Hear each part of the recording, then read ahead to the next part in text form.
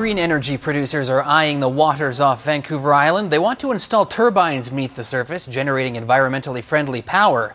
But there's a problem. The southern resident orcas have already laid claim to the region, and some fear if the turbines went in, the orcas would be out. CTV's Aaron Glazier joins us now live with more. Aaron? Andrew, the initial applications are in, and now the debate begins over balancing orca habitat and energy needs. Southern Vancouver Island is home to fast-moving currents full of energy. Western Tidal Holdings hopes to harness using underwater turbines. Simply put, they use the water movement of the seas to generate electricity. Easy on the environment, with the potential to take some stress off BC Hydro's hungry power grid. But scientists are worried the turbines could threaten the fragile ecosystem of the endangered southern resident orcas. The sound that's produced, any damage to fish, we're going to make sure that animals aren't going to get into the blades. A concern Western Tidal Holdings says has already been eliminated by extensive field testing in Europe. But experience is that marine mammals are smart enough simply to swim around these things.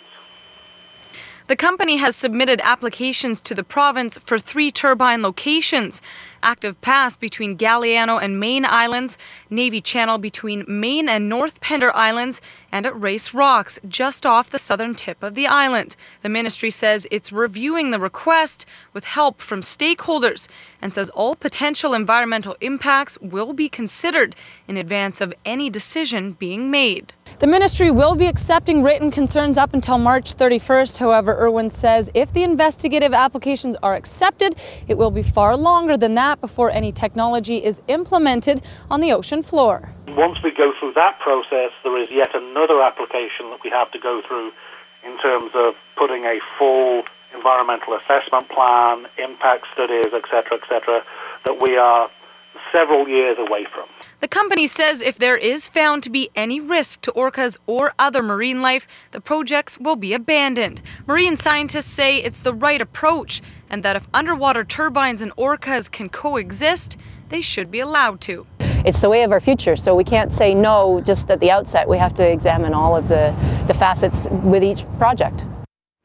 Andrew, we did contact BC Ferries today. They are aware of the application process and specifically installation of a possible turbine in Active Pass, which is a busy channel for both boats and orcas. They say they're not, as long as it doesn't affect the safe navigation of the channel. It should not, because it would be on the bottom of the ocean floor. But again, orcas are the #1 concern, so we'll have to wait and see. All right, Aaron, thank you. You're welcome.